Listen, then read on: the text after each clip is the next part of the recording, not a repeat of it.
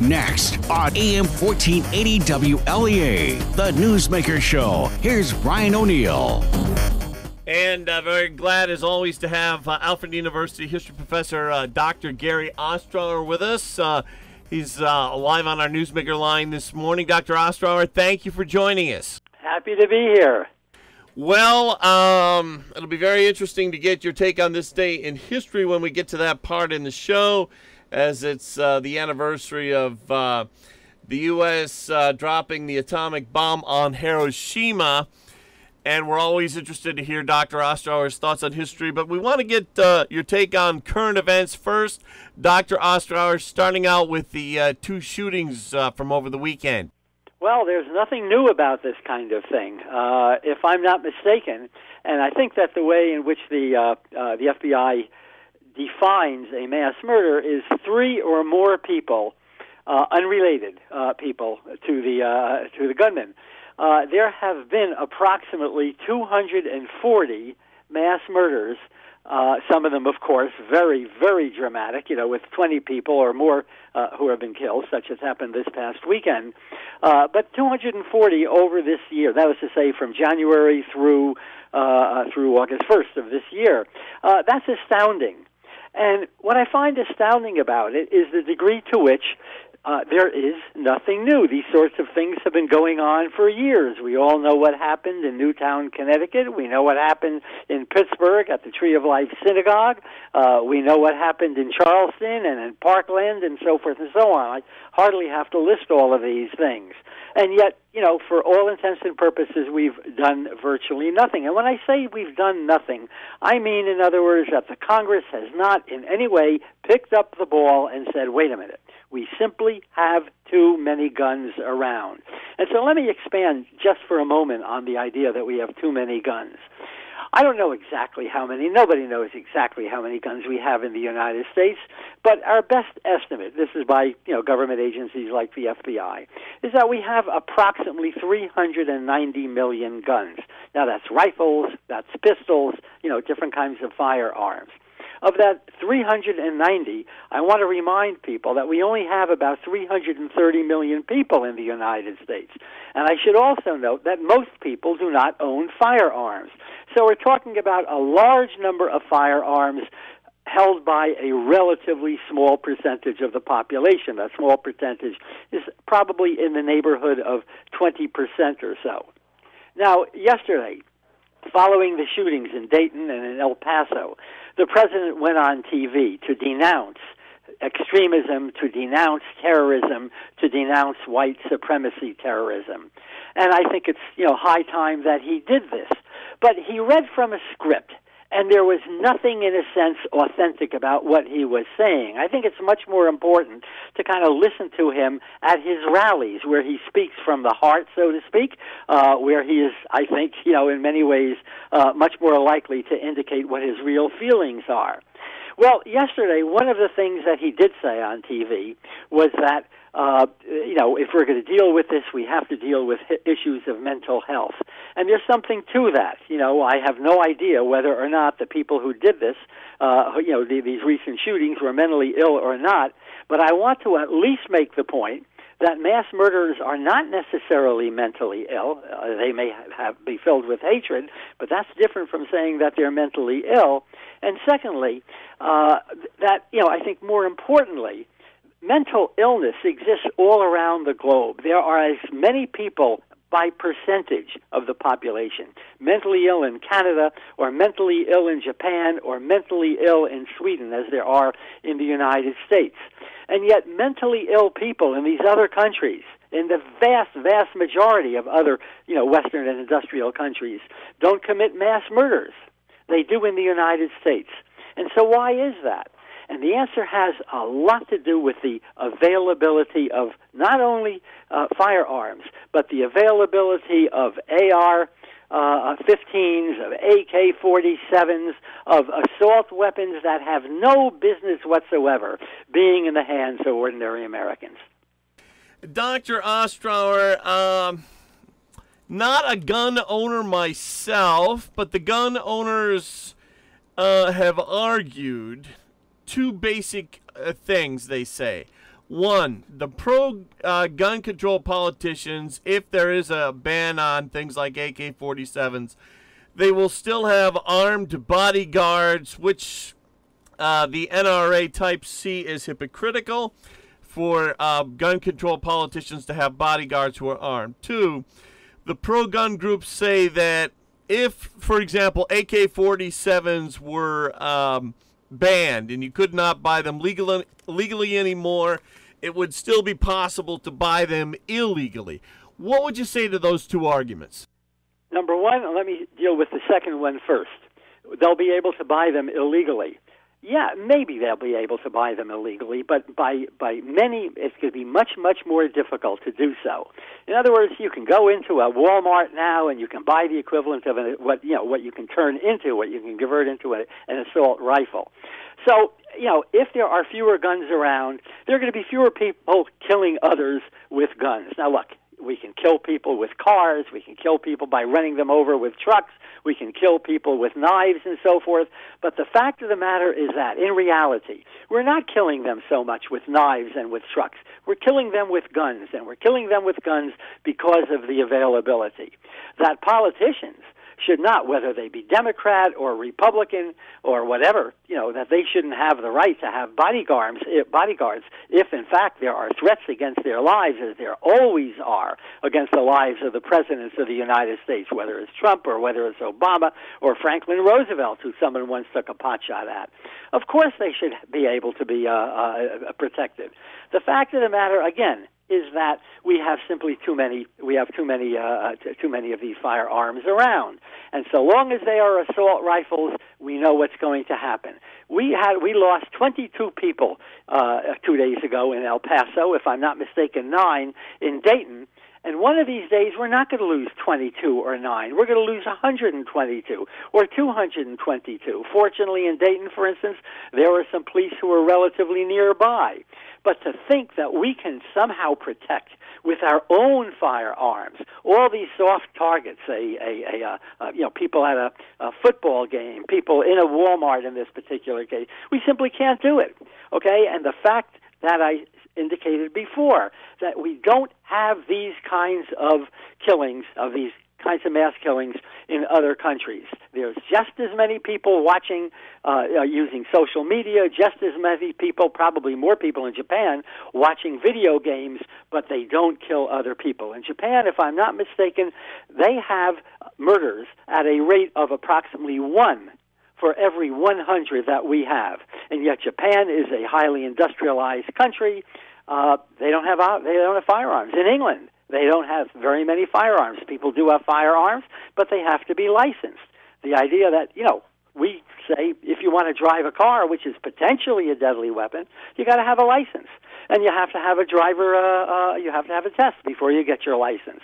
With firearms, we do not do that. In a few states, there are background checks. In about 20, 21 states, there are background checks. But in about 30 states, there are not. And the reason there are not is because of the political clout of the National Rifles Association. Talking this morning to Dr. Gary Ostrower. Wanted to ask you your thoughts on Congressman Ratcliffe not getting the Director of National Intelligence job from President Trump. Well, I think once again it is an indication of how poorly the Trump administration has vetted its candidates for high-level positions. The DNI, that's the Director of National Intelligence, that's the position that Ratcliffe had been appointed to, or was going to be appointed to, is the overall coordinator for 17 different intelligence agencies in the United States. It's an extremely important position. Ratcliffe was told that he would get that nomination by the president, and less than a week later, of course, the nomination was withdrawn.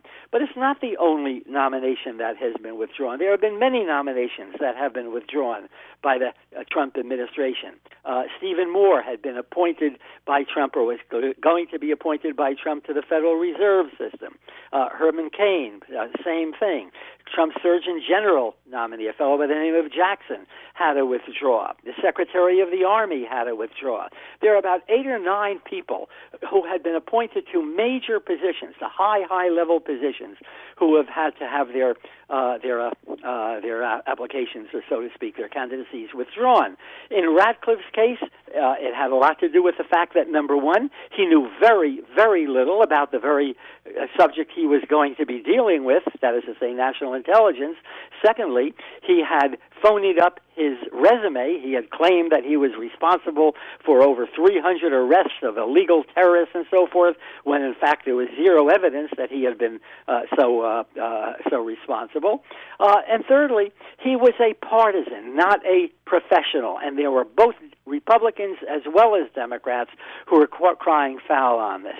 So there are limits, I think, to what the president can do in this area, and fortunately in this case, some of those limits were applied so that Ratcliffe had to withdraw.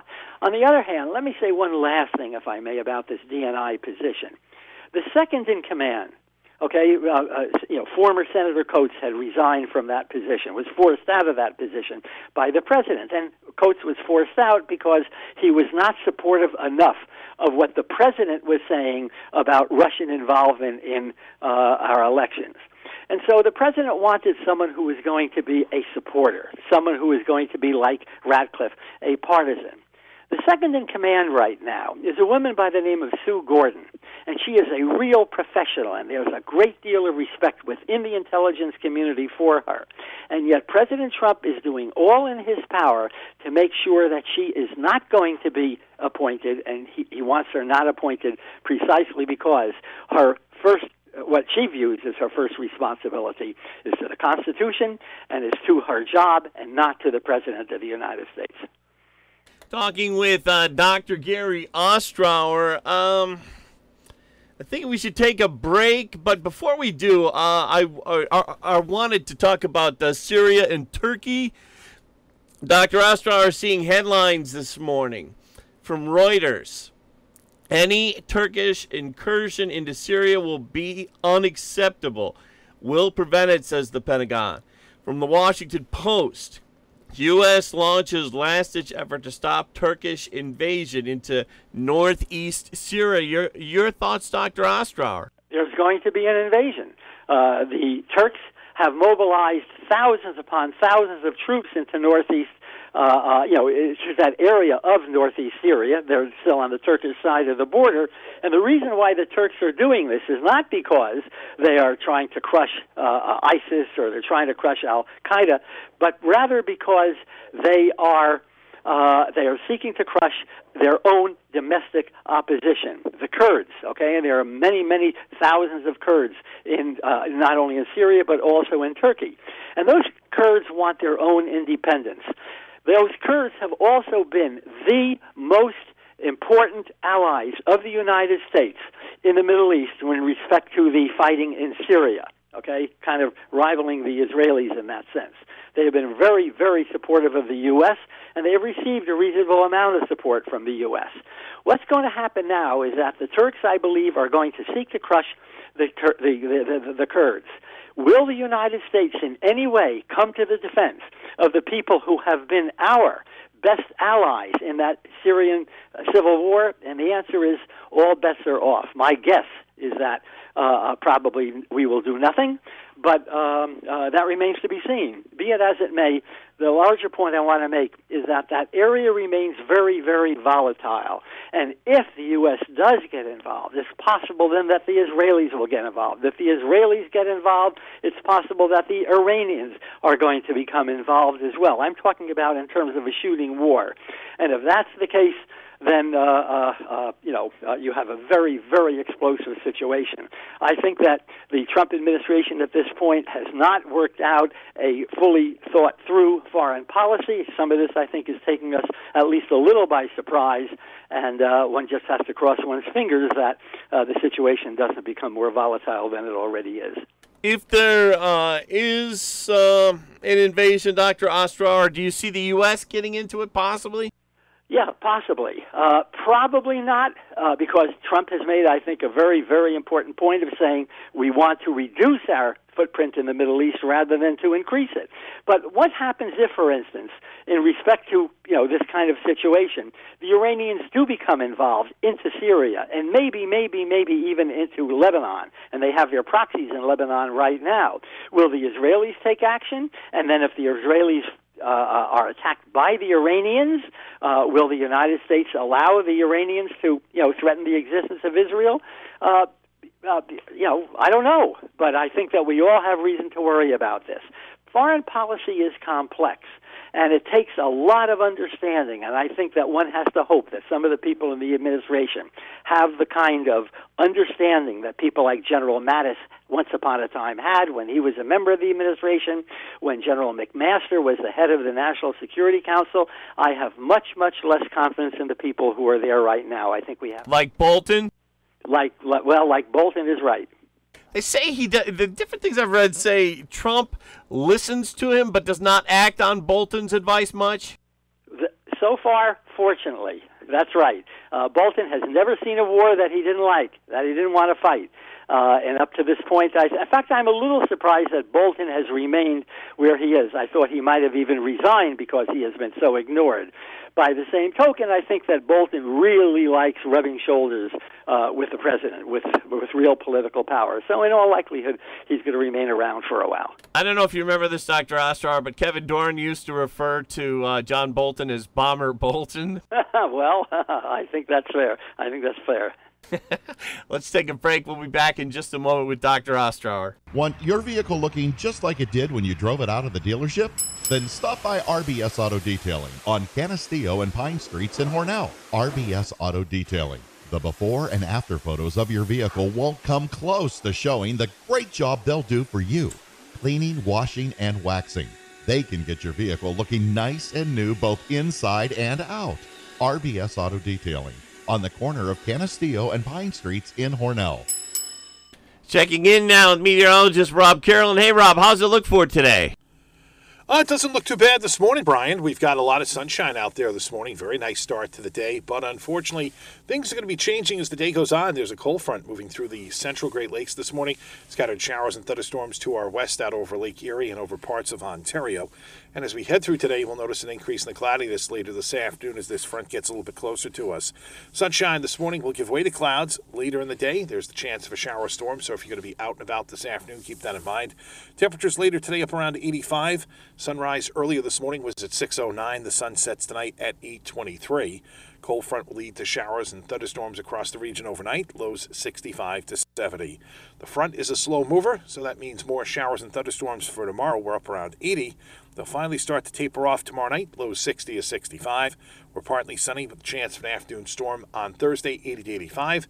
Then Brian will get into some sunshine for Friday and the weekend, but temperatures, they're going to cool off quite a bit. Daytime highs are only going to be in the 70s. Back with Dr. Gary Ostrower on this day in 1945. The A-bomb was dropped on the Japanese city of Hiroshima. Now, you've been to Japan, Dr. Ostrower. Did you go to Hiroshima? Yeah, I spent 3 days there just about 3 years ago. And your thoughts first on this move by President Truman. It was Truman's decision, wasn't it, ultimately? Oh, for sure. I mean, he had plenty of advisors. There was a committee of scientists called the Frank Committee, who had recommended that they not drop a bomb on a city, that they could do a kind of test explosion on a deserted island. I want to stop you right there. What if that had happened? What if they dropped the bombs off the coast of Japan? The atomic bomb. He was a leading physicist in what was called the Manhattan Project that developed the bomb, and that interim committee recommended, dropping it on those cities because they said it would have the greatest effect that way. The bomb, remember, had been in the process of being developed over the course of about 4 years. It was called the Manhattan Project, and it eventually, of course, they exploded a test bomb in Alamogordo, New Mexico on the 16th of July, and a few weeks later, of course, they sent the bomb directly to one of the Pacific Islands called Tinian, and from there a B-29 launched the attack on Hiroshima. And I should also add that 3 days later, a second bomb was dropped, this one on Nagasaki. We don't know how many people died in these two explosions, but our best guess is somewhere in the neighborhood of 125,000 were killed immediately, and then, of course, over the course of years, because of radiation poisoning and cancer deaths, many, many more. Dr. Ostrower, the feeling about that now in America is very mixed. What was the feeling at the time back here in the U.S.? Without any question, there was relief, and I think there was joy. I'm old enough to remember when the bomb was dropped. I was 5 years old. Yeah, I'm sorry, Dr. Ostrower. How old were you? I was 5 years old at the Okay. time. And it was the summer of 1945. I was with my mother and my twin brother at a small community in the Catskill Mountains. And when we heard, first of all, I might say, there was, when the bomb was dropped, my mother, for the next, really about 6 or 7 days, simply sat in front of a radio, no TV back in those days, waiting to hear that the Japanese had finally surrendered. And, of course, on the 14th, approximately 8 days after the first bomb was dropped, they did surrender. When we heard about the surrender, we celebrated. I was in I'm guessing there were about 150 or 175 people in the community where I was living at that time. I would guess that about 140 of them were involved in a parade. I was given a frying pan and a wooden spoon. I just kind of kept banging it like a drum during the course of that parade. And that was going on all over the United States. The reservations about the bomb really occurred later, partly as a result of a series of articles that were written by a fellow named John Hersey, which began to kind of point out the human cost of that bomb, and a recognition that Japan was really on its legs. It was on its last legs. Japan was not going to hold out for very much longer. Could they have held out for somewhat longer? The answer, I think, is yes. What was Truman's thinking? Look, I think that Truman believed that the Japanese had started the war, that is, had bombed us into the war in 1941, and that the Japanese did not deserve any mercy, and therefore let's end the war as soon as we possibly can. And I think our viewers, our listeners should remember that just about a week earlier, the USS Indianapolis, a cruiser, was sunk by a Japanese torpedo in the Pacific Ocean. Over 700 men, over 700 sailors died in that event. It was the worst single naval catastrophe in American history. Truman was very, very aware of that, and he knew darn well that that kind of thing could happen again. Let's end the war as soon as we can. And was Japan the original intent as far as targets go, or was Germany? Historians who claimed that the major reason for dropping the bomb was not so much to end the war because we knew it was going to end fairly soon, but rather to intimidate the Russians in the Cold War period. So there were diplomatic as well as military implications about dropping the bomb. Was Germany the target originally, or was it always Japan as far as the plans to use the bomb? Oh, for sure it was Germany and Japan both.